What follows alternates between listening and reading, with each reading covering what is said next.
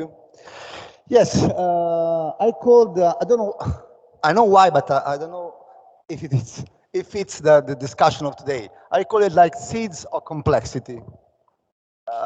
Unfortunately, Maurizio Iacono will not here because it was connected to a philosophical idea of complexity.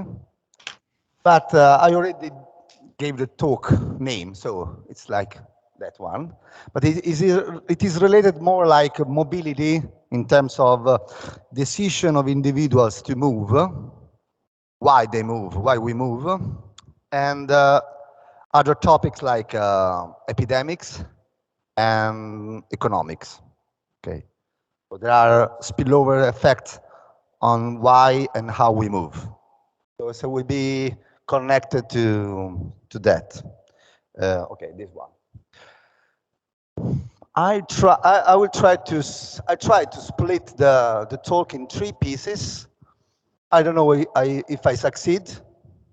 But it's better to give the structure. So I will talk about epidemic diffusion, the connection between the diffusion of an epidemic, or in general, it can be also any kind of contagion. Okay, so I will address the topics of epidemics since we have data on that. But it can be quite large. It is about contagion. Okay, it can be a disease, it can be an opinion, it can be bad attitudes. Okay.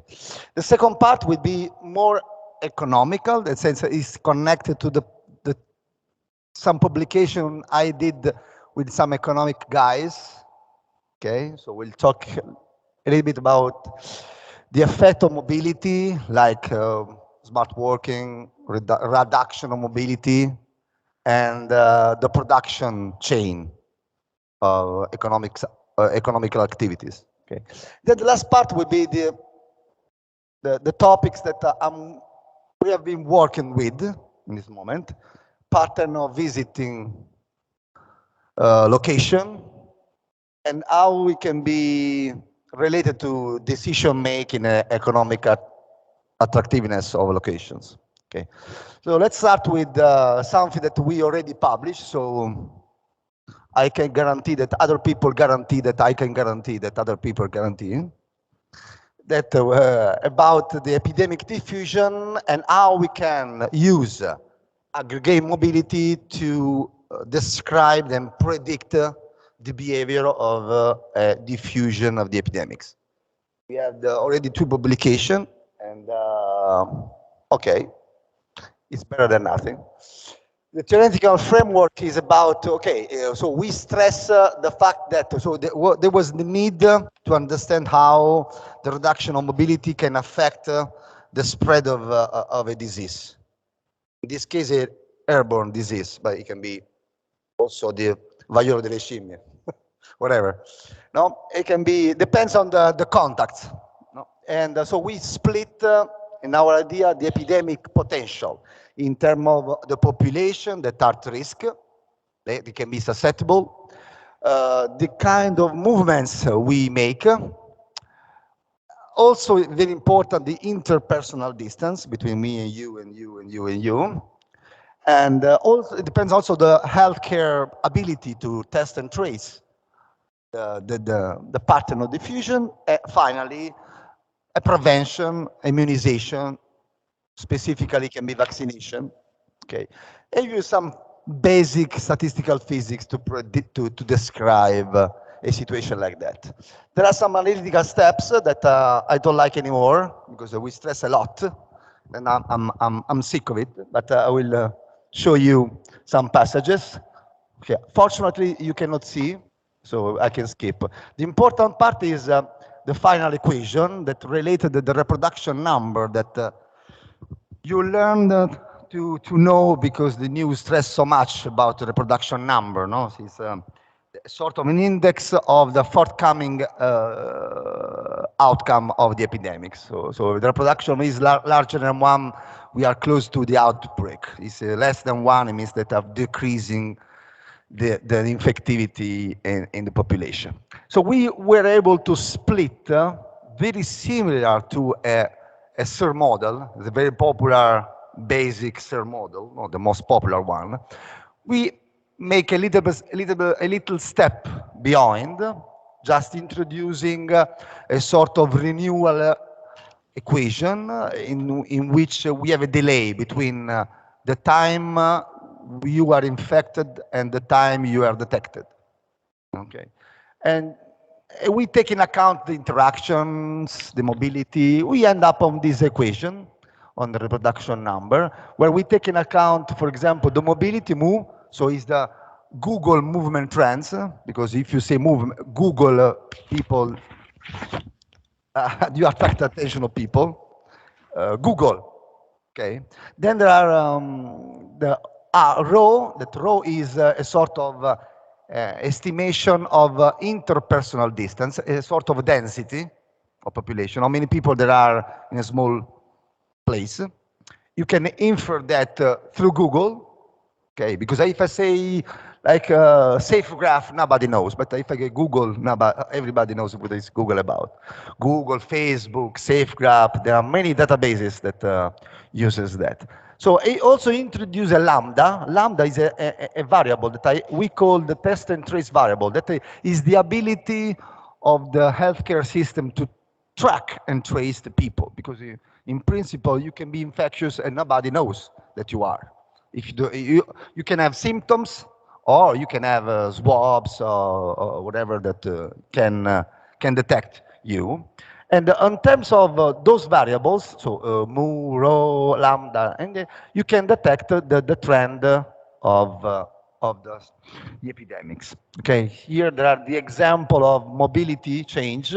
So we have many data, a lot of data about how the mobility changed along these 2 years, still now. Also the parameter about the interpersonal distance, if you want the density of population. And this is the graph that we publish about, the blue one is the line that we predicted, and the red one is the line that the healthcare, the Ministry of Health published. Okay, we were able to describe and also predict the trend, but using the data of mobility. Okay, we do not wait until they release data, but we predict that. Okay, but what is important that it is a mean field theory, so we are not taking account heterogeneity of any kind. So it's not about complexity. It's about triviality. I don't know if it exists. Okay, but it's important to have a mean field approach, because at least you can predict the aggregate trend. So we are disregarding the clusters. No? In Italy, what's going to happen? Okay, so it's a mean field. So we don't know how to predict the outbreak, because you need the hubs, you have cluster. Okay, never mind. Then there is the issue about the supply chain production. We publish a couple of, there's one policy brief released for the Ministry of Technological Change, or it is digital technology. And the other is about an economic paper. In this paper, we apply, if you want, the theory that in economics is quite important. Is a sort of, it's called Leontief system. Is a theory that the mathematician Leontief, the Nobel Prize in economics, won because he was able to describe the economic activity in terms of a matrix of inter-exchange.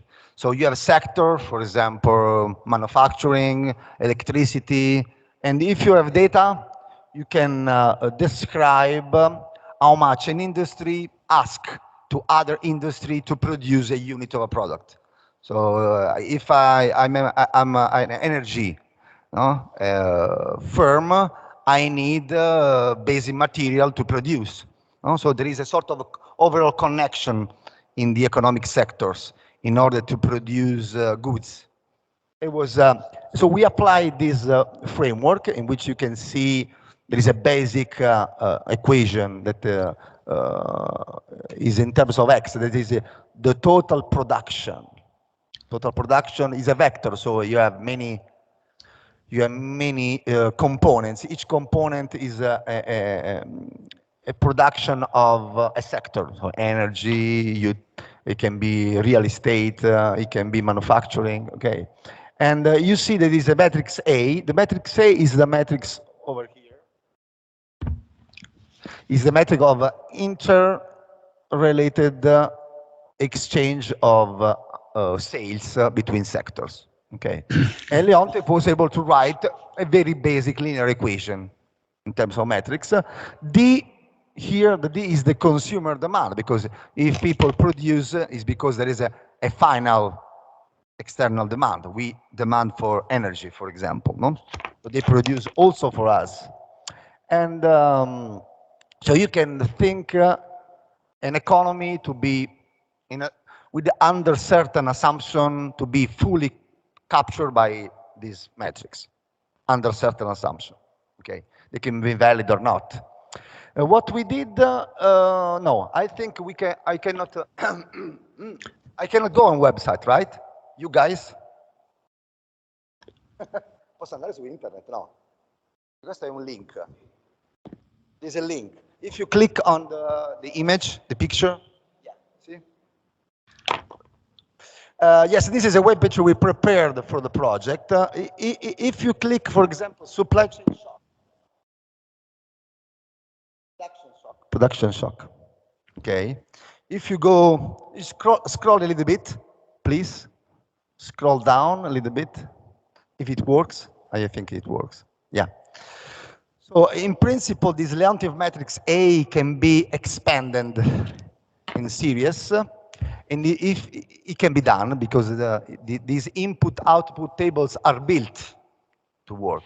Okay, so I say, and you can measure, because you can see this network of production as a network of supply chain. No? There is a supply chain. So I need you, that you need the other, and you need the other. Okay. When you make the lockdown, the famous one, the popular one, you stop, you break everything. Not only the final production, you break the whole chain. That was the big problem. So the externalities, the spillover effect, whatever, comes from that you interrupt a chain, not only just the production step.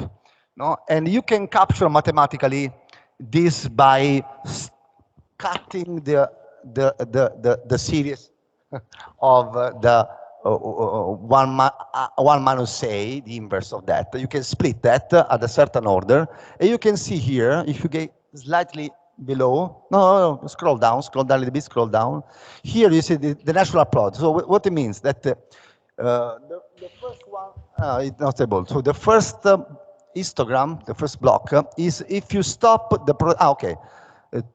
To produce just the first level of production. So I produce just for what I produce. So is if I have everything, for example, I have some stock, I can produce, this is 50%, okay? Then if I allow another chain of production, so I can ask to my direct. So, for example, I produce energy, I ask for minerals. Okay, I stop there, I can reach 60%. If I allow the chain to go bit deeper, so you will ask to water to wash, no, the third chain, you reach 70% and so on. So you are able to decide how much you can cut of the production chain in order to reach, for example, 70%, 80% of the production at the national level. And you can do that for sector, for regions. You can play and try to publish to get a position. Okay. So you can go back to the seed complexity. Okay, I can use my remote now. No, okay, no, it's good. I finished this part. Go back to the presentation, please. The second one, the second tab. Seeds. Okay. Yes. It's already there. So you have to click. No, you have to click whatever. Okay. Okay. Yes. Okay. So and this was just to conclude that if you want, you can read the papers here, okay? But it was done by real economists, okay? So you can trust them, not me. Okay, so now let's go to the final part. It was meant to open the discussion, but now Paolo is able to capture the discussion. So the visiting patterns, this is quite interesting. It is very related to the topics of Dino Pedreschi that has left, but it is related to that. So it's about the structure of human interaction and the emergence of a network of interaction from mobility data. Okay, so we are focused in the mobility. We have used many databases. So imagine that you have a city. I don't know which city it is. You know, you are American, so you should know this city. It is on the West Coast. San Francisco, it should be San Francisco. Yeah. So usually, as any country, we used to split the town, urban cities in blocks for census region, for administrative reasons. So we split in blocks. In the US, they have a strong ability to split in very narrow blocks. So they are able to split the city in blocks of 1,000 people. Okay, you can do that, but the best part is about the data that you know from those people. You know everything. What is missing about the size of the shoes? This is the exception, but you can know everything about them. At least here basis. Okay. So for example, this split in blocks of 100 people, and you know the income, you know the family size, you know how many kilometers they travels, you know a lot of things. Okay, and the population, the race, the incomes, the education. Okay. So things that when you know an information like that, you are defining a region in terms of a feature that the people lives there. So if the people that lives in that region are rich, you expected that something will be different with the region that people are poor. Okay, this is a sort of feature that are intrinsic feature. No, that I will explain better later. And what is interesting that databases on mobility, that is not Google in this case, but I name Google to attract your attention. You have many other databases that can also give you the information on how many movements there are between blocks many times in a day. Okay, so you can know how many people move from block 8, 0, 1, 2, 3, 4, 6, to the blocks 2, 3, 4, 7, and so on. You need the network of movements. Okay, and you know, you also know many other. So imagine to split a city. This is Santa Clara. I moved to another city just to make confusion. And this is the database you have. So you have really a database of people, of the blocks, movements, how much they stayed, how many kilometers they did to reach that. You know, a large amount of data. And Dino Pedeschi would be much better than me explaining this part. It was new for me, so it was exciting for me. So I try to capture the connection between, if you want to see that interchange movements as a network, you can imagine that the outgoing links, so the movements out of your location, is related to community, so the residents. So usually you live in the place you spend the night. So you know that is the residence, okay? And then, and this, if you want to connect with epidemics, is the probability to export cases, okay? Because if you are infected, you start with a location, you can bring the infection elsewhere, okay? The incoming links in the networks It is represents the visited location. So you come in another incoming. So they are coming to me in the place. So they are visiting me for many purpose. It can be because you have a swimming pool there, or because you work there. You have your parents live there. Many purposes. And so it's the probability to import cases. Okay. And then I had fun to use the page rank, centrality. The page rank is the Google because I like Google. The page rank is the Google that the importance of location. Okay, the importance is related to the number of location, but is also more than that, no? Because I'm important if many other important locations are related to me, not just to the rough number of visiting location. Okay. And this is related to the congestion hotspots, because many people try to, many important location visit me. And this is what I see. You see here, the data is slightly after the outbreak of the pandemic. It's 2019 in April, but we are in Santa Clara, so they were ignoring the fact that COVID is coming. So essentially, this is before the pandemic, or close to the pandemic. And you see the two distribution. The top one is related to the outgoing. So the people lives in this kind of patterns. It's essentially an exponential. But the way they reach the location, it is, let's say, heavy tails. Okay, because we cannot say power law if you don't have a model. Okay, is a clearly more heavy tail than the incoming, the outgoing. So the visiting distribution is more heterogeneous than outgoing distribution. And we see I.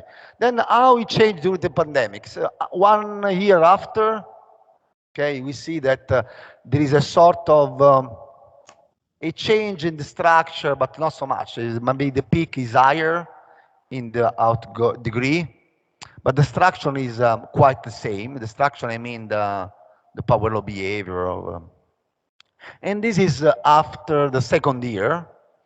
And this is that the hubs are decreasing, so the visiting are decreasing. You see, they are closer. So it means that less people is visiting, but the structure remain more or less the same. Okay, it was nice because we investigate that. We didn't have any answer to that. Okay, yes, this is an animation about the same things as before, but in terms of page rank, the Google algorithms. We show you that essentially you have a scaling effect, not a scaling effect, a sort of a cutoff effect, so a fixed effect, but the structure remains quite the same.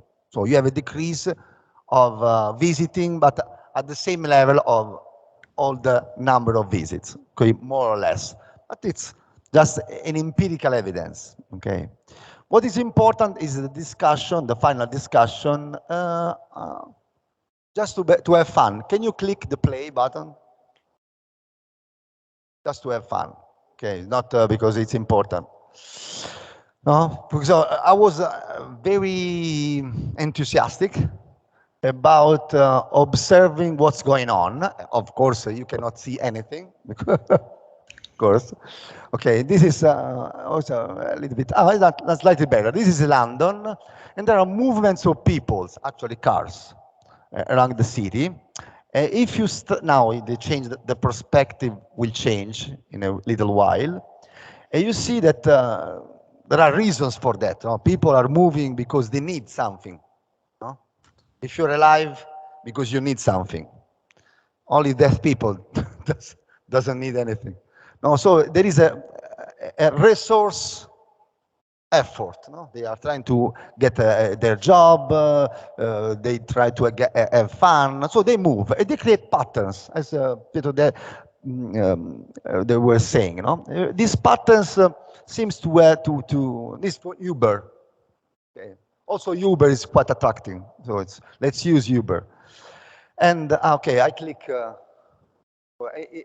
It works for my. Okay. Okay, maybe you have to click on the white one. Okay, thank you. So now imagine that what we barely saw on the animation, Let's imagine to split the city. I think it's in New York now. I think this is Manhattan. Maybe it's possible. Huh? You split the city in blocks as before, but this time you're trying to study the, the why you split and what happens if you split in blocks. Okay, the perfect blocks would be individuals, but with individuals they move a lot. So what is you fix a geographical area and you study the geographical area. Okay, you cannot freeze the people and study where the people are. So usually they do that. So imagine that you split New York in regions like that, and each region has its own attractiveness. Is it an intrinsic feature? So if, let's say, Microsoft open a building with the 1,000 positions, you expect that people will go there if they are hired. No? So will not surprised to see in Google Trends an increase of mobility in that area. It is natural. No? It's given by the cause, that the cause is the people why they are moving, or because there are retailers, so there are shops there, so people want to spend money so they spend 10 hours to gain 100 euro, they spend 100 euros in 1 hour. No? But so they move to spend and to be happier. So there are consumption side. So you go in the mall center because you have many things that you can buy to make you happy. And then there are many other reasons, no? Leisure, friends, okay. Also cultural reason, no? Very attractive city like Pisa, many people that goes to the tower. Okay, so there are reasons. And then there is another that is a low attractiveness. The low attractiveness is the attempt or some analytical study to capture how the people move from one location to another. Dino Podesky talked a bit about that, no? Remember the French name, you know? I forget after 2 seconds. The family, because the opinion decision between me and you, no? In general, they are called gravity model. Gravity because it belongs to the category of attraction. Okay. And but the low attractiveness can be quite general. Okay. In general, it's like a Newtonian one, but this is because we are still Newtonian in the thoughts. No? But essentially, it's a reason for movements. The reason, the distance, also takes an account of decision process. Remember the Dino Pedreschi, the cultural bias, or if you want, the opportunity cost. So, in the sense that it deserves to go there, despite the fact it's very far away from my residence. I want to be there. So you have to take into account many things. It's very difficult to. That's why to have data on that. But let's assume there is. Let's assume there is the reasons why people move and how the people. Okay. Assume that they exist, and assume that, for example. Fabio, I would like to mention you that you are there is a limit, so you should stop. Let us say. Okay, yes, I'll stop. Yeah, no, but of course. 5 minutes, 3 minutes. I can stop. What? 3 minutes? Okay. I don't know. Yes. Okay, go ahead. No problem. I'm just talking. For Okay. me. Okay, so you have many kind of laws. No, there is a laws like there in the right part.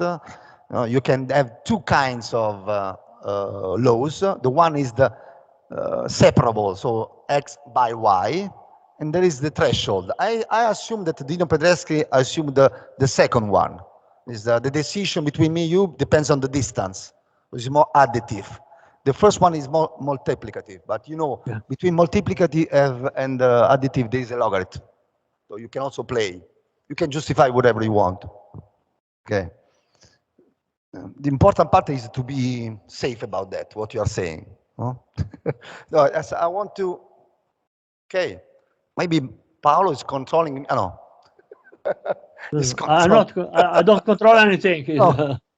No, okay, I there are thought some of steps the because if you have a model in terms of movements, you can build a master equation, whatever you want. If you have skills, mathematical skills, so you can write down, for example, the probability that after a number of trips, you have a distribution of visiting different position according to their or attractiveness. Okay, attractiveness depends on the distribution. So Dino Podesky said that it does not depend on the distribution of the feature. I think it will if you couple the twos. What is important is that you have a power law. So now complexity rise, because if you have power law, usually there is complexity somewhere. There's a power law on the degree that justify a little bit the power law that I show you in the visiting patterns of location. And finally, there is a small video, maybe nicer. Yes, depends on the brightness of the room. You see, this is a typical in Chicago. I move from one city to another. So this is Chicago. So the yellow line is the people visiting the position during the day. And you see, during the night, they come back. They come back, they are just blurring down. You have the blue one. The blue one is nightlife. Okay, nightlife. So according to the attractiveness, you can depict a sort of a time evolution. But what is the problem? Okay, the problem is, okay, I describe a static distribution because mother time does not appear essentially. So time is important, but does not appear in the equation. Time appears when you study, for example, how much the distance between two consecutive arrivals in the blocks. Okay, you can measure it before making a theory. You can measure it, and you can measure it, or you can mention nature. If you say nature is true, it should be true, must be true. So they wrote a sort of universal visitation law of mobility. So they are challenging Newton, saying that for any kind of city, there is a fixed situation in which the product between the number of kilometers they did by the number of times you visit a place scales with a typical law where this law is a power law with the coefficient 2, minus 2. They claim to be universal. They have data, they plot data. But since I don't trust even me, so why trust them? I use the same with data here. I use SafeGraph, that is a quite good database. You can see the number of visits by the kilometers that people did to reach the publication. And we have the same kind of structure, so they are true. But it's not clear why, but there is like so. Why I call seed complexity. I don't have time to go. Critical. I call criticality is in the eye of the beholder, like beauty, no? In the sense that it depends on the scale of the observation you are making. So you observe things that are on the same scale of you. It can looks like dumb. No? But because the purpose of the group is to survive, so maybe if you look with the eye of the group, you can see the complexity. So criticality, in terms of Paolo, is in the eye of the beholder, in the sense of the observer. Okay. For example, the fact that there are negligible fluctuation of deviation in individual trajectories in the people they move, you cannot observe that like to be